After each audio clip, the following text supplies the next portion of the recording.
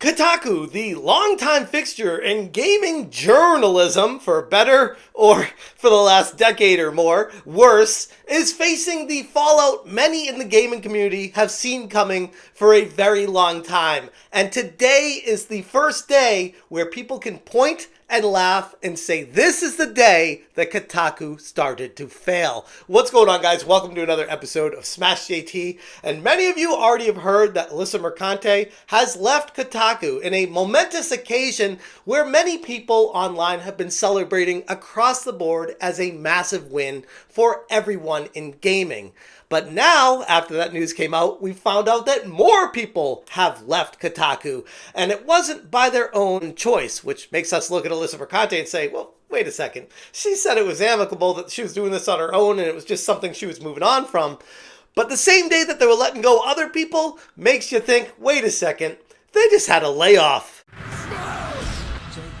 Hit that subscribe, give me a like, and check out smashjt.com for the full article breaking down how Kotaku just let go a bunch of their staff and how this is signaling the downfall of this corporation. Following the 2024 US elections, GO Media, the parent company of Kotaku, has announced significant layoffs throughout the company, decimating the site's staff once again. And this comes on the heels of me tweeting on October 23rd, 2024, stating, I'm confident Kotaku and many other fake news outlets with zero integrity will be out of business shortly following this date by pure coincidence, of course. And I attached the image of the 2024 US elections happening on Tuesday, November 5th, 2024. And as I predicted with extreme accuracy, Kotaku is now experiencing the moment of reckoning. And the timing of all of this couldn't be more clear. They have let go of officially 2 people today. And in addition to that, Alyssa Mercante left on her own, if we're to believe her. And if you believe her, I got a bridge to sell you. These recent cuts put them down to 5 total full-time staff members alongside the editor-in-chief and a freelance. It's a skeleton crew at Kotaku right now. The news of Kotaku's layoffs have sent ripples through its staff and beyond. Willa Rowe, yet another of Kotaku's trans writers, took to social media stating, "Hey, I was just laid off from Kotaku. Don't know what is next for me." Okay, so this person is just saying, I got laid off, that's fine, whatever, someone that no one's even heard of. They followed it up with, I never even got to write an introduction post on Kotaku, let alone a goodbye post, or partake in end-of-year conversations at the site. That shit was kind of a dream, not gonna lie. Sorry, shit sucks, and it's all hitting. Which makes me wonder, what the hell was GO Media, the parent company of Kotaku, thinking opening up a writer position for someone that they hired and didn't write anything? They followed that up with, gonna take time to process and figure shit out, but if you are a PR person, please keep in touch and maybe add my email in bio to your lists. And Willa Rowe, I don't have any issues with this person, even though they're trans. Whatever, you do you. I really don't care as long as you don't push that in people's faces, which they do in their profile, but who cares? I didn't see them write anything that I had any issues with. I'm sure if they did, I probably would have. But at this point, I'm just saying I wish them well. And it sucks that someone like GO Media would hire you, not even give you a chance to write anything, and then kick you out the door. Then we move on to his colleague, Moises Tavares, who echoed the sentiment with blunt honesty. LMAO, I slept in and woke up to the news that I've been laid off from Kotaku. Madam Savvy made it a perfect reply with this. She's like, wait a second.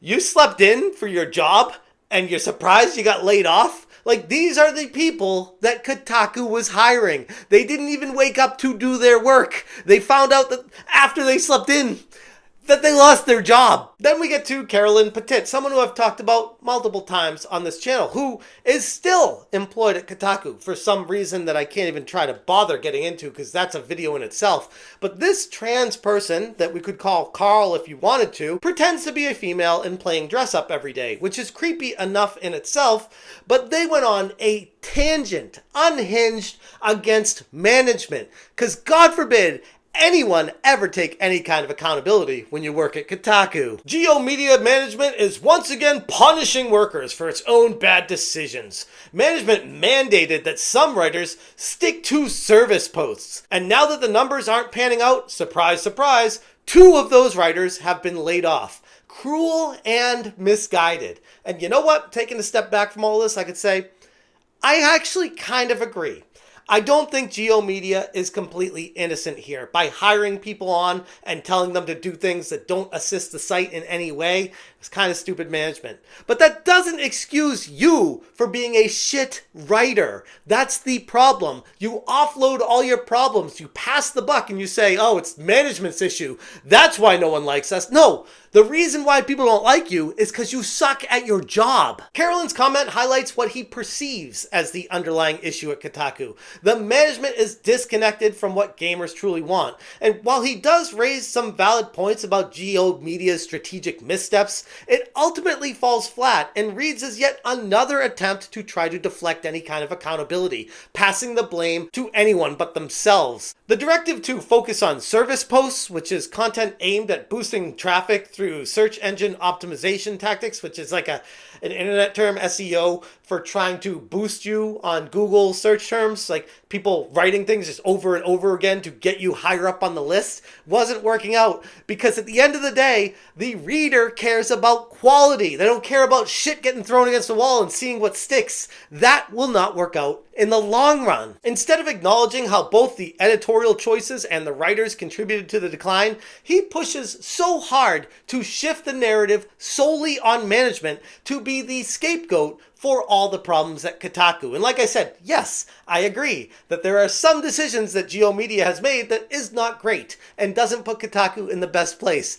Some of those decisions are who they're hiring, and that is where the accountability falls. And as I spoke of earlier, Alyssa Mercante had a very convenient time for her departure, stating that it was exactly 2 years from when she started there, and that it was her decision to leave. But when you pair it with this new information of 2 people being laid off on the same day that she decides to leave, you can't help but think, wait a second, did they maybe say, hey, we're going to have a layoff, and you're not going to be here anymore? You have 2 ways we can handle this. We can lay you off and you just go, or we can say we separated amicably and we don't have to embarrass you in front of everyone to say you're fired.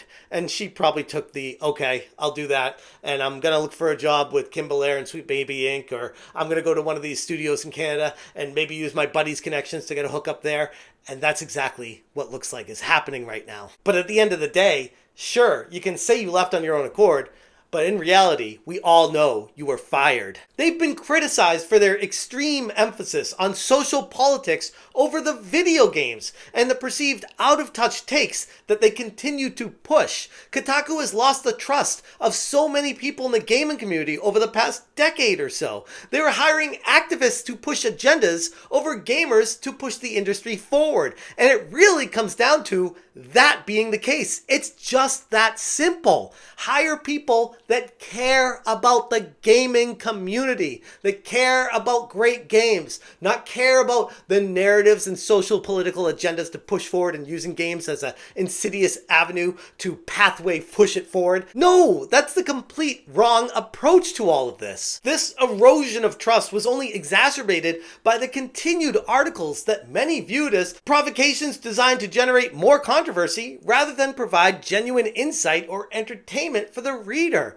Pair that with how they were seemingly perfectly fine with someone like Alyssa Mercante going after my wife, trying to destroy my marriage, trying to get me banned from conventions for daring to cover a situation, for daring to cover the news, for daring to do the same damn thing that she's supposed to be doing. Yet I'm the one that's the bad guy? It doesn't make sense. And then looking at Geo Media not doing anything to reprimand her and seeing her coworkers back her up on it, you gotta look at the whole picture and say, what the hell kind of environment do they have going on over there at Kotaku? The recent layoffs at Kotaku aren't just an unfortunate event for the people that were working there, but a predictable outcome of a long-standing strategy that prioritized fleeting trends and poorly executed management mandates over quality journalism and, most importantly, the reader's trust. Writers like Carolyn Petit have tried to show the missteps taken by management and pass the buck to push the service content and ultimately didn't sustain the business. But in reality, it's the people that make the company shine,